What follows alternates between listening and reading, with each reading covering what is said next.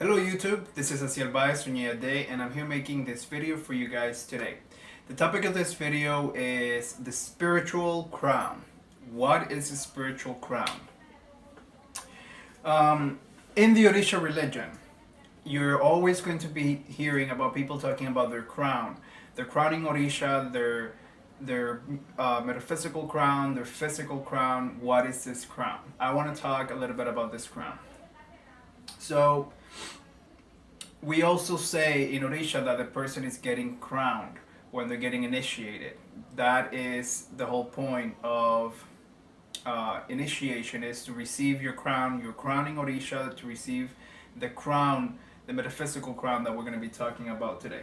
So the crown is the spiritual representation, the spiritual manifestation, the spiritual symbol of the Orisha that rules your head. It is the spiritual manifestation of the connection between you, between the person, between the physical, between the mental, between the spiritual and the universe, the Orisha and the universe.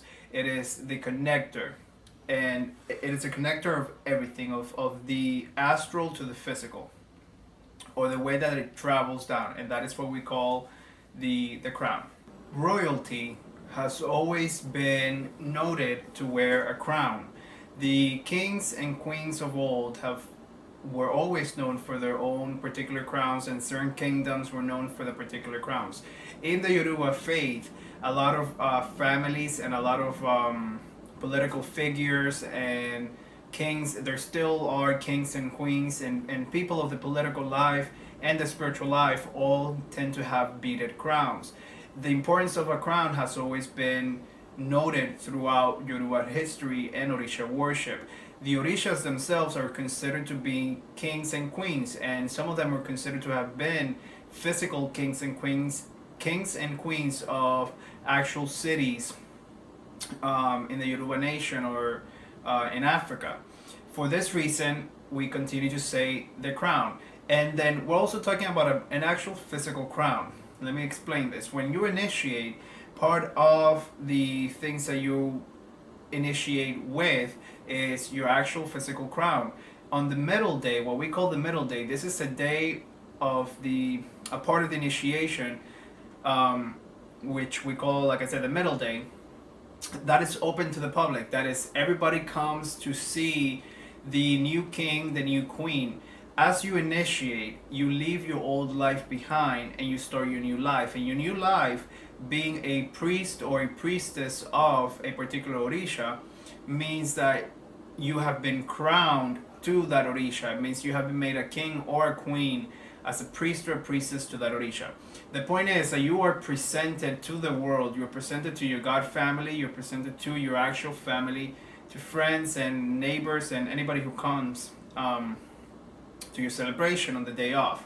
So you're presented with a beautiful gown and you're presented with a beautiful crown. This crown that you're presented with is your physical crown of initiation, but it is a physical manifestation of the Orisha's crown, the Orisha Ashe, in your body. When you are shown to the world on the middle day, when the Yawo, when the new initiate is shown to the world in the middle day with their beautiful gown, it is to show a physical representation, a physical manifestation of the Orisha itself. And that is all transmitted through the crown. The whole point of initiation into Orisha is to bring the person, and by that I mean is to bring the physical person, your physical, your skin, your essence of this lifetime that you're in right now, is to bring the physical, the mental, the spiritual, the Orisha and the universe completely aligned. We all have a destiny. We all have our will. We all have our choices. We all have our internal guidance. The crown is your connection to the universe. It's that connection to what guides you and what takes you down the right path, what puts you in alignment with the universe, what puts you in alignment with the flow of things. Okay? So crowning, when you initiate into the Orisha worship cult or religion, or whatever cult of a particular Orisha that you're initiated into, by whatever tradition, everything is usually based around the head, because the head is considered the direct source to this connection to the universe, to the astral. Um, the points of the initiations is to bring this energy, to activate this energy to the point that the Asiel of the Orisha flows directly through and into the person, aligning the person. This is what later on creates mountains and possessions and things like that, because as the Ashe is being called, as the ceremony is being done and the Ashe is being called down into the person, into the new initiate, it tends to be strong enough that that's what induces the possession as Orisha is entering the physical body. Now, let me say this as a little side note into the video. Everybody has in our tradition, in our belief, is that every single person has their own ruling Orisha or guardian angel or main spirit, whatever you want to call it. This Orisha that rules your head is always, always with you, no matter what. Whether you initiate or not, the Orisha is with you. The Orisha will always walk with you, will always guide you, will always have its influence in you. The point of initiation is to open and align your energy with the energy of that Orisha. It's to make you, is to consecrate your body, to consecrate your mind, to consecrate your head, to allow the flow, of that Orisha to come down through you, and through you into the physical world, and to be able to move around into the world. So the point of initiation is a consecration of the mind, a consecration of the astral of the person, and of the physical of the person, to allow the Orisha to make itself manifest in the world. And this is the whole point of the crown. So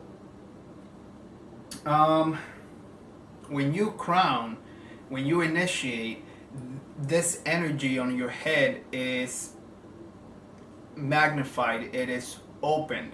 When you initiate, you're called an Iyawo, a new initiate, or a baby, or people say a bride of Orisha, or you're called an Iyawo.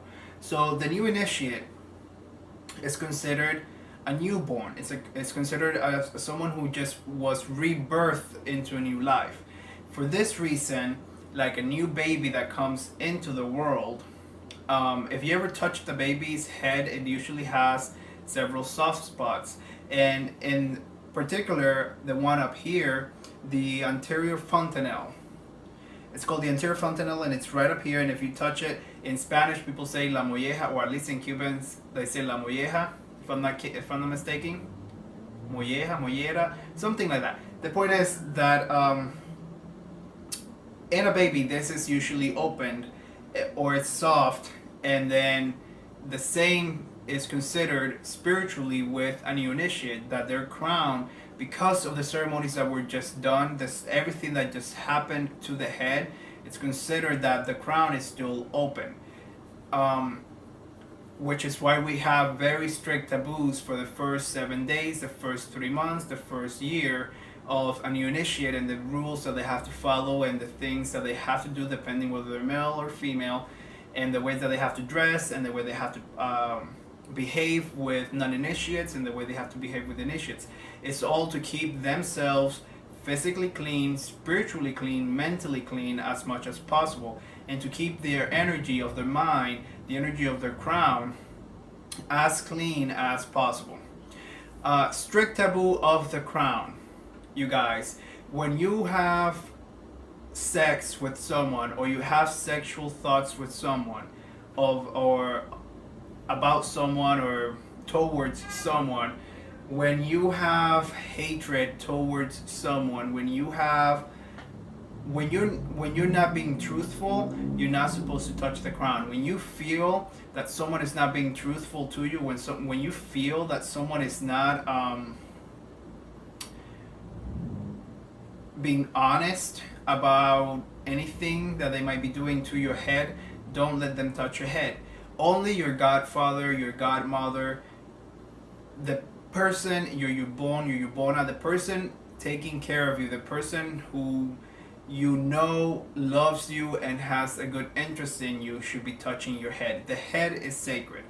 The head, like I said, is the connection of the physical to the spiritual. So what I mean by that, there's strict taboos about people who have sex and or or are somehow sexually intimate with each other. There's no touching of the head when it comes to spirituality. There's nothing wrong with touching the head, like, you can touch the head of anybody.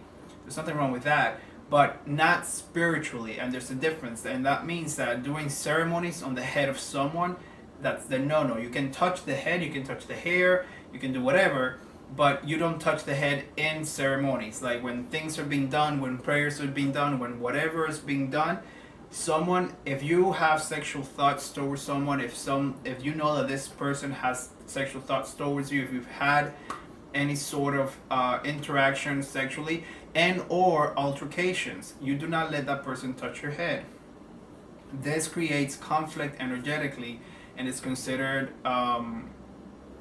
like spiritual incest, I guess, to some extent. You obviously don't want anybody touching your head who's going to wish harm upon you. Why would you want someone to touch your head that you obviously know the person doesn't like you, or that you don't like the person? Why would you put yourself in the situation of saying a prayer over someone's head when you don't really care about that person? Don't do that. And don't say a prayer into the head of someone that you are saying half-assed. Say a prayer when you mean it, and touch the head of someone when you're in a ceremony, and do it with love. When the priests and priestesses are given their blessing upon the new initiate, when the priests and priestesses are welcoming the new initiate into the religion, it's supposed to be a moment of happiness. It's supposed to be a moment of joy. It's supposed to be a magical moment for the initiate. This is a beautiful transfer of Wachet that expands the mind, expands the spiritual, and starts to connect the person with their ancestors, with their Orisha, with all the people who are in their ceremony. So the head is extremely important. The crown is extremely important. When you initiate your crown, depending on the tradition, depending on the house, depending on the situation that's going on, usually the physical crown that the person wore, a few things tend to happen to them. Either one, the godparent keeps it for for the whole year. In some houses, the godparent just gets it and tucks it away. In other houses, the godparent takes it and puts it on top of their crowning Orisha. In other houses, the godparent takes it and puts it on top of the Orisha that they just crowned, if it's different from the ruling Orisha. In some houses, you get the crown given back to you at a year. In some houses, you get it back to you at 3 months. It all depends what happens in the house, how the situation goes between the godfather and or the godparent and the godchild, and the tradition that they're actually following, and or if anything is said during any divination or something that needs to be done. So the crown is always looked after amongst the priests and priestesses of Ocha. The physical crown tends to be at a point, it tends to be just tucked away, and then everybody tends to focus on the spiritual crown. The physical crown is usually kept aside with the rest of the gown that was worn, and it's kept safely aside and tucked away and hidden, or whatever the house follows.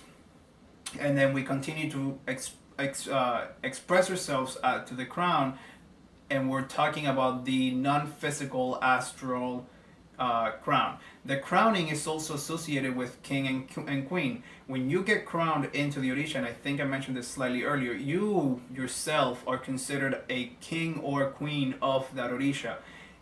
And you yourself are also considered a physical manifestation as a king or a queen of that particular Orisha. So me being crowned to Ochung, I am the physical manifestation of Ochung on earth as a king. It doesn't matter. It does not mean that I'm Ochung. I'm still me, but Ochung flows through me. Now, let me tell you guys something. The crown is also a sign of humility. It is something that you humble yourself to. When you prostrate, when you give moforibale to someone, if you notice when you go to religious things, we go by the age of the crown. You can be 5 years old and still be older than someone who's 50 years old, because we go by the age of ocha, not by the age of legal. We go by the age of your initiation, how many years of initiations you have. When you are younger than someone else, you prostrate to that person. Every person has to prostrate to someone. There's always going to be someone who is older than you. After some years of being initiated, people tend to get a little egotistical, and people tend to be like, oh, well, I'm 15 or I'm 30 years old in Ocha and this and that, and then they don't want to prostrate. There's always someone that you are going to have to give mofuribali to. There's always going to be an elder in the religion that you're going to have to throw yourself to. The concept of throwing yourself at the feet of someone, it's not that you're throwing yourself at the feet of that person, it's you're throwing the feet of that orisha, the orisha that's instilled in the person's head, that has been reinforced by all these years of ocha that the person has had. Remember that when you get crowned, you get filled with ache. And as the years go by, your crown gets more and more filled with ache. As you do more ceremonies, as you do more rituals, as you do more exploration, as you do more worship, as you open yourself, like your heart, to the orisha, your crown opens up more and more and more, and you intake more and more and more ache. And as those years build up, that is your crown. That is what makes you a priest of your mind, your knowledge. That is your crown. Your ache that flows through you, that is your crown. Okay? So when you prostrate yourself to someone, you're prostrating to the ache of the person, the ache of the orisha that's in their head, the ache of the manifestation. You're prostrating to the fact that that orisha has been walking this earth for this many years. You're not prostrating to the person, and this is where some people get a little if they have issues with each other, like if they don't like each other, and or they were friends and then they fought and whatever, then they don't want to prostrate to each other, or they don't want to give mofuribali to each other. You need to put that stuff aside, you guys, especially if you're people from the same house. And this tends to happen. Let's say the main godmother has several godchildren, and then some of those godchildren have an argument, and then now they don't talk to each other. So when they come over to the godfather's house, then they don't want to prostrate to each other. One of them is older than the other, let's say. That's not correct. Your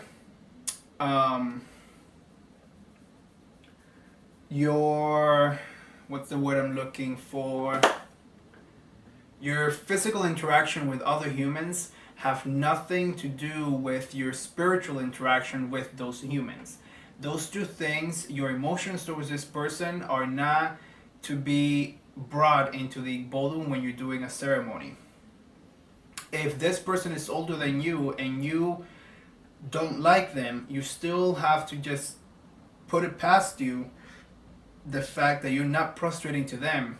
If you're prostrating to the orisha, if that person is egotistical enough that then they want to pull the age card on you, and let me make this clear, if this other person, if you know that you and them are having an issue, and then they come up to you and you feel like they want to humiliate you, okay, by making you prostrate on the floor at their feet, then you should do it. And when you get up, you have every right to say maferefum, and then the orisha of that person's head, and you tell them, I'm prostrating to the orisha, not to you.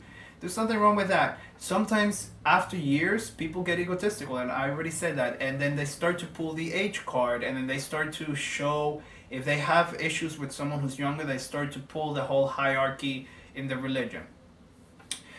Although we do have hierarchy, the hierarchy only references to the age of ocha. It references to your status in the years, and what you have accumulated, or what you have grown, what you have learned, your how your achela has built up. That is what the person is supposed to be honoring by giving Moforibale. That is what the crown stands for. Although we're speaking about the physical crown, we're speaking about the physical head, we're speaking about Ori, we're speaking about the knowledge, everything that has come spiritually to that person, that goes in through their crown, that goes into their mind. That is what you're always going to be referencing to ultimately when we're speaking about the crown. Obviously, the person who crowns you, your godfather, your godmother, the person who initiates you into the religion, you and that person create such a strong bond that it's beyond belief, the strong bond that is created. This is why in another video I've always told people that when you choose someone to crown you, you need to be sure who that person is, and you need to be sure that you agree with that person. Don't pick just any random person. Make sure that you like them, make sure that you love them, make sure there's genuine feelings between you and them of love and of spiritual love, and of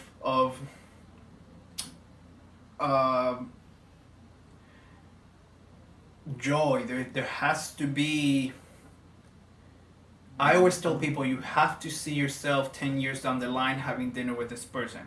If you can envision yourself with your godfather, with your godmother 10 years down the line, having dinner and laughing and joking and picking them up and doing whatever and helping each other out, then you're kind of down the right path with that person. Look at the person's emotion and how their crown is. Perceive their crown. How do you intake their crown as you're talking to them? And then decide whether or not that person is right for you. Then proceed on with the traditions of the house. But the point is that that person that's crowning you and you are creating such a strong bond that is a lifelong bond / beyond lifetime. Okay? So that is a bond that cannot be broken. Even though it tends to happen a lot of times that godparents and godchildren tend to have fights and then they'll split. This is unfortunate, but it happens very, very often in the religion, and it usually happens because people not listening to what I'm saying, that they need to pay attention to whom is crowning you. The point is, when this happens, it doesn't matter. That person still is your godfather or your godmother, and you're still gonna have to prostrate to that person, and you still have to give Moforibale to that person. And again, I'm not saying to the person, I'm saying to the Orisha, the flow of the Orisha that flows through that person, the essence of the Orisha that flows through that person. The ego is the personality that people tend to build up.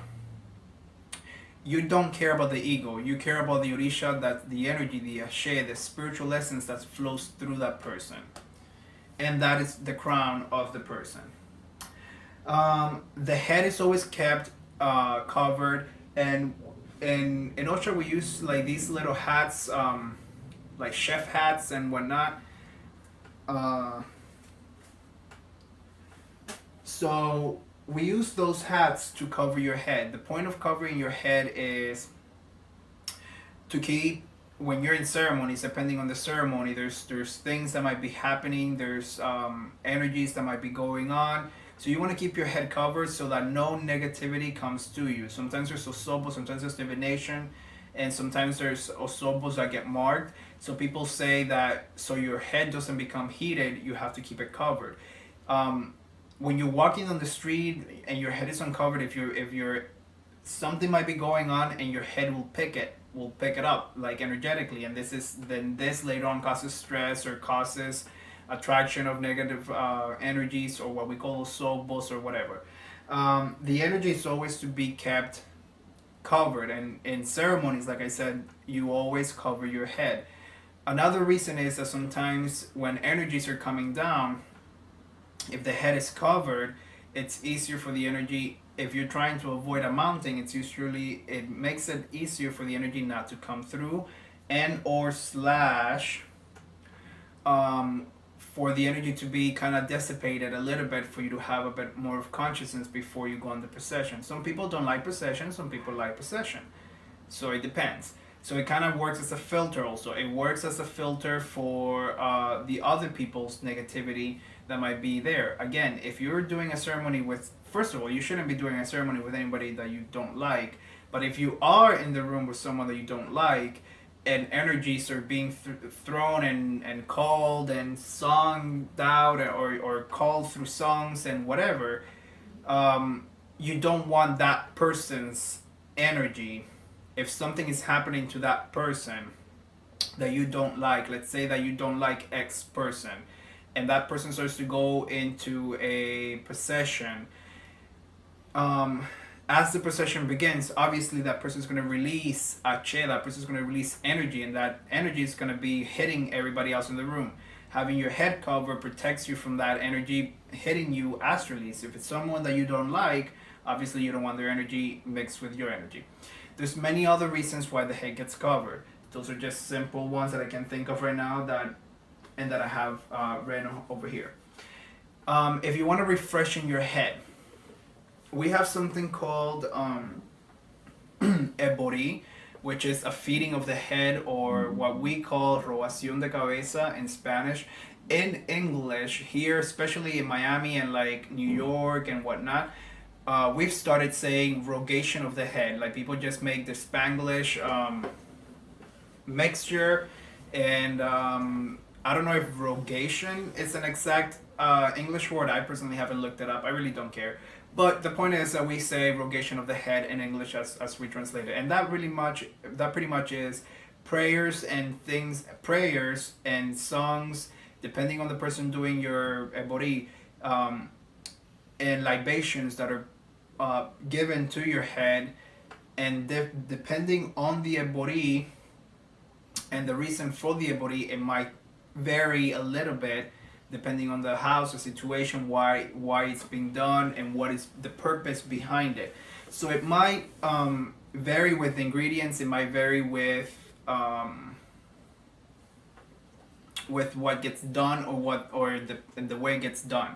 The point is, ebori is to feed your head. It's a way of feeding the crown, or it's a way of bringing the crown back to balance when it's been out of balance, or when you feel like it's been out of balance.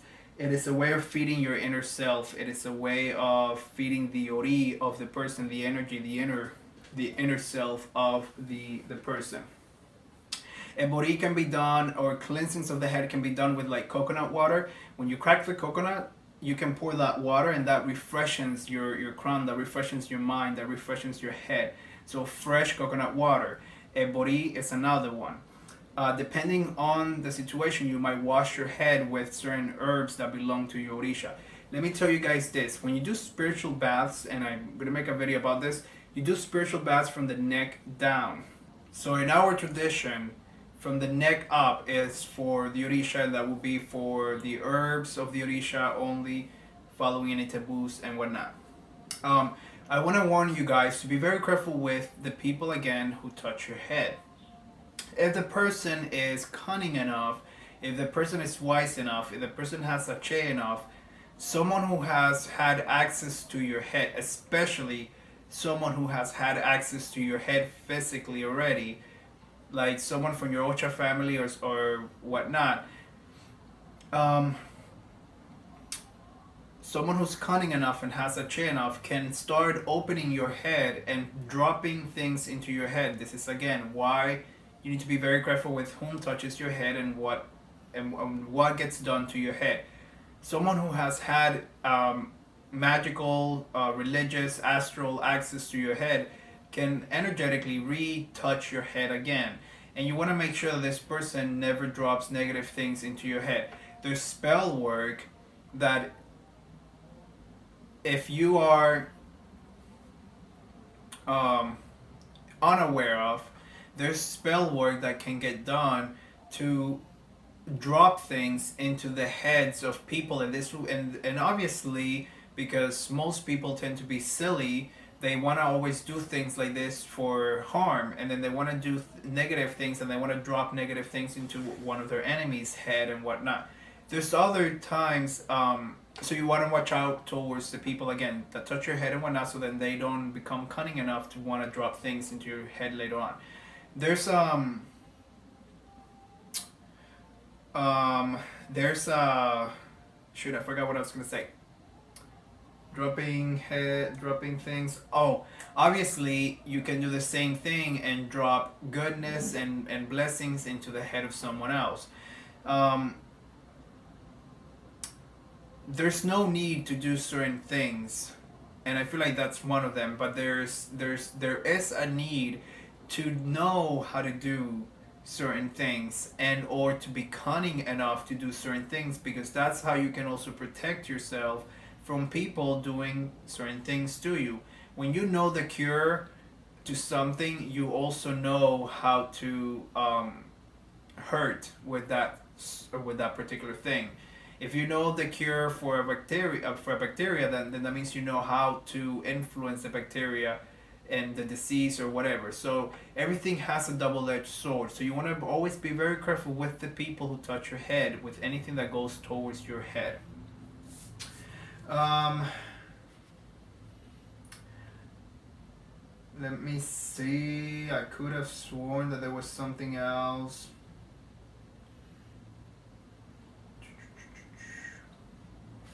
So the point is, the crown is the connection between the human, the physical, the astral, the spiritual, the orisha, the eguns, the spirits, everything. It is extremely important, and I want you guys to take care of your crowns.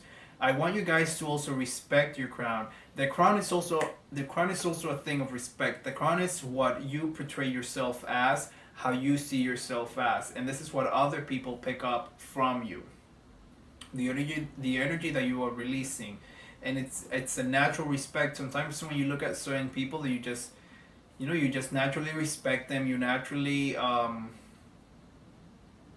think of them in a fun way or in a nice way. And this is a manifestation of the crown. um, Not everyone is meant to be crowned. Let me rephrase this. In the tradition, in the religion, obviously everyone is meant or everyone should get crowned, but not everyone is technically meant or required to get crowned. And this is always determined by divination. And certain people choose to get crowned um, out of love, and certain people choose to get crowned because of necessity. And everybody comes to Ocha with a different from a different point of view, with a different need. Whatever your need is, the crowning is supposed to align you to find the right way of dealing with that situation and to clear your life. I will testify to the fact that maybe it's a spiritual thing, maybe it's just a religious thing, whatever it might be. But obviously, a lot of people, when they initiate, after they initiate, I have to testify to the clearing of diseases. I have to testify to the clearing of negativity from their lives. I have to testify to things. Other people get a nice little dose of real life. And the point is that when you get crowned, the Orisha is in direct contact with not just your ruling Orisha, mainly your ruling Orisha, but all the other Orishas that were invested in you or with you in your initiation or whatever the case may have been, um, become direct influences in your life. So they will remove things out of your life that sometimes we are too stubborn to remove. And that is the whole point of crowning people. It's your life changing. It's your life changing for the better. When things happen, sometimes we don't like them, and then we feel like it wasn't for the better. It is always for the better, you guys. When Orisha removes something from your life, even if you don't like it, it is always for the better. Crowning is to align you, to make you walk your perfect path, not somebody else's perfect path. Not for you to be what somebody else wants you to be. You are to be you. And if you are given a crown, you are ordained. This is where the ego needs to be put down and the spiritual needs to be elevated. When you are ordained into the Orisha, you are a physical manifestation in this world, in this lifetime of that Orisha. It does not mean that you are the Orisha. It does not give you an excuse to think yourself, to be arrogant and think anything of yourself. It just means that you are energetically a conduit. A conduit. I think that's the word. I don't remember the word. But you are an actual cylinder. You are a flow of the Orisha. The Orisha flows through you. The Orisha flows through everybody. But when you get crowned, the Orisha really flows through you. Your mannerisms, your portrayal, everything is the Orisha. And obviously, every one of us with our own personality, on top of that being influenced by the Orisha, your point is to try and do the best that you can. We're all humans, and we all make mistakes, and we all say things that we will regret at some point. But the point is to learn from things, learn from your mistakes. Why are you so afraid of making mistakes when you're learning from the mistakes? There is no point of being afraid. The crown takes you in direct path of your life, or it should take you in direct path of your life, of you learning to be whom you are, whom you want to be in this lifetime, to take you out of negativity. But if you choose to stay in negativity, that's your choice also. Hello. Anyways, keep your crowns clean, keep your heads secured. Make sure that the people that touch your head have good influences upon your life, that they're people that you love and that you respect, that they love you and they respect you, and that there's admiration between all of you. And be safe. Be very spiritually safe. Think of the hat, think of protection of the head as spiritual protection against any disease. The same thing, you protect yourself sexually against any diseases. The same way you protect yourself physically, you're going to protect yourself spiritually, and you're going to guard all of the energy centers of your body, and you're going to make sure that your crown is always intact.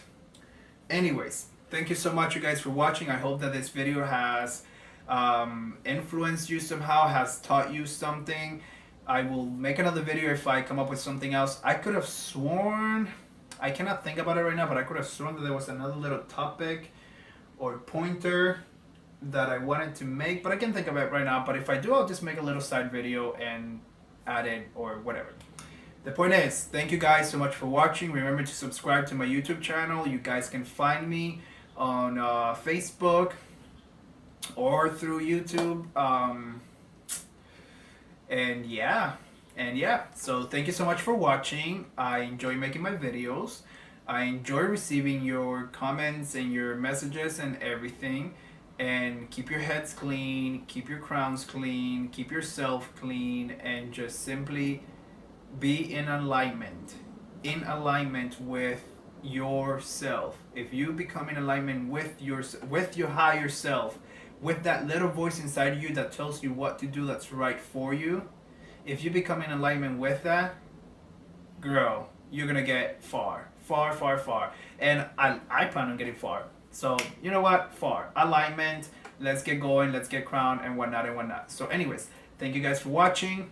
Ache, to.